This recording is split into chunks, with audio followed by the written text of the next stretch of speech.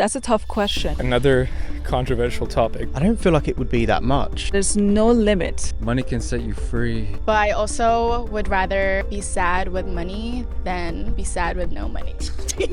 So money holds them back. So let's talk about money. We all need it and we all want more. But where should we draw the line and say I have enough and prioritize some of the other things in life? So today we are in the streets of Vancouver and we're asking strangers how much money is enough? Can money buy their happiness? And what are some of the challenges that they have while making money? Let's go.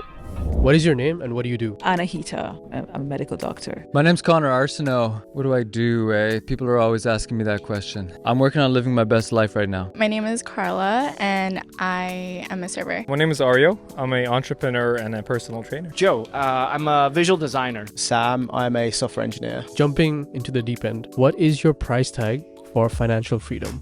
How much money would you need in your bank account right now to never worry about money again? Wow. I mean, I'm a father with an 8-year-old, so that can be a complicated question. That's really hard. That's a tough question. There's no limit to how much you need for financial freedom. Well, I mean, I don't think it'd be that much. Probably like $1 million or like 1.5 million. All I want is my own apartment and like a car. I don't want to be like super rich ever. Like that doesn't appeal to me. Like I don't ever need a boat. Like I don't need anything like that. Like You'd rather invest your time in other stuff. yeah, definitely. Like I just want enough money to be able to do what I want to do, basically. The problem with money is that there's always a bigger yacht to buy. But I think at least for me, because that's how you asked, I would say anything around $1 million a year would make me less worried about how I'm paying the bills and stuff. Well, see, I think it's more of like a month-to-month thing. I was just in South America. My months that I just spent, I got by on $2,000 and I was living it up. I came back 2 weeks ago. Yeah, I just saved up a number of thousands and went $2,000 a month and had freedom. That's amazing. And all this was for how long? I went away for 6 months. And you spent a couple of grand for 6 months. Well, I worked in Ecuador and they even paid me. And I had free living when I was there. Wow. And the whole trip cost me like $10,000. That is amazing. To be honest, I want to say like a high number. So I'm going to say like $10 million. Is that I think that's reasonable. That's that's reasonable. Okay, no, I feel like that's too low. But I, like an actual exact amount, I would say maybe, and with today's inflation and counted, say 5 million. Also considering we live in Vancouver. Oh yeah. Honestly, I'm not a greedy person, and I feel like anything good, you really got to work for it yourself. So if someone gives me 5 million, I can start a lot of things with that. I'm happy. Yeah. So the more, the better, I guess. But for you, if you had to give a number, what would that number be? My number will be pretty high. It would be the level at the billionaire level and higher. So it would be 100 billion. That's what you need for real financial freedom. If you ask me what's the purpose of life, it is to live life on your own terms. Money is only an enabler for that. Having more money doesn't necessarily mean you'll be happier than others who may have less. Let's ask our guests how they view this topic. Does money buy happiness? No.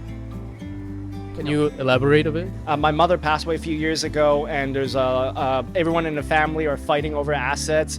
And I was told that I have a certain amount of money coming to me, but just with all the stress and people fighting over money, just a number. At the end of the day, sometimes I almost feel like I'd rather give that up. And It can be a burden.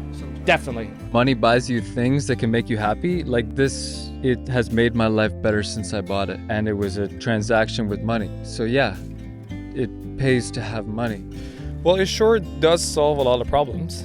To a certain extent, because I have seen a lot of videos of celebrities who are always talking about how money doesn't really buy happiness. And I honestly do believe that. But I also would rather be sad with money than be sad with no money. Well said. Happiness is very subjective, right? You could be happy without having money. I really believe that. But it doesn't mean that a lot of problems are going to go away, right? You could be happy during the hardship as well. So I don't really say they're directly associated, but they have effects on each other. You know, I think that happiness doesn't depend on money. I mean, money can help make someone happy, but it's not the only thing that makes you happy. What are some of the biggest challenges you face while making money? Well, to be honest, man, the main thing that held me back for a long time is not asking for enough money. Because when I actually sold my second company, I was more okay with selling it. You know, I was ready to ask for more and what it actually was worth. So I got a lot more money than I expected, right? I actually took that almost blind leap of faith and I was like, hey, let me just ask for more money because I think it's worth more. And I actually got it without even a rebuttal. So I'm just gonna say, yeah, you gotta actually believe in what you're selling or what are you doing, but also have the faith that you need to ask for it as well. They're not gonna just hand it to you, you know? Dude, that's such a beautiful answer. Usually I make money in Canada, and when you're living in Canada, the price of living is high. So a lot of people, I talk to them, they make a certain amount and it's a lot of money, but so much of it goes out in expenses. So one of the big challenges is actually accumulating quite a bit every month. What makes money hard is your passion, like how passionate you are. So you have to love what you do to make more money. Exactly, you gotta love what you do. Otherwise, you're just hustling for nothing. Yeah, you're not gonna last a long game. No. I think I've actually been pretty lucky, to be honest with you, because ever since like I graduated university, I was lucky that I got into like a good place that was well paid. And Things have been working out. basically like my pay has only kind of gone up from there to the point where like what I earn now is like I'm very kind of comfortable with it, and I'm quite grateful for it as well, because I understand like a lot of people won't necessarily reach the same kind of earnings and stuff. I learned quite a bit from talking to all of our guests today, especially how our unique circumstances can shape our desire and view of money, and how we tie it back with happiness. The main goal for us is to be in charge of our money and not let our money be in charge of us. And our guests wanted to leave us with some strong advice for those who haven't reached their financial goals yet. What advice would you give somebody who's struggling to meet their financial goals? I guess I would tell myself that because I'm still working towards that. It's a hard one. You just got to imagine yourself being a racehorse with your blinders on and just keep running, right? There's a lot more racehorses out there trying to run as fast as they could. Honestly, you have to like be motivated for yourself. Try as many things as you can until you find what you love, and when you find it, stick to it. In order to be successful in life, you have to do it for yourself too, if that's really what you want. Less sleep, less fun, it's okay, but if you have a goal, you'll get there. What can you learn or invest the time that you do have in that will eventually turn into something that you can like make money out of? You need to take that leap of faith.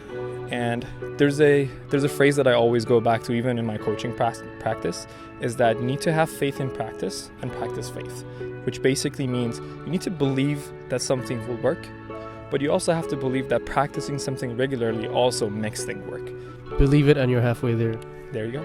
If you enjoyed this video, then subscribe to my channel. I have so many more fun topics to cover. And check out this other video somewhere over here where we talk about if people struggle to find happiness in today's world. As always, my name is Aram. I'll see you in the next one.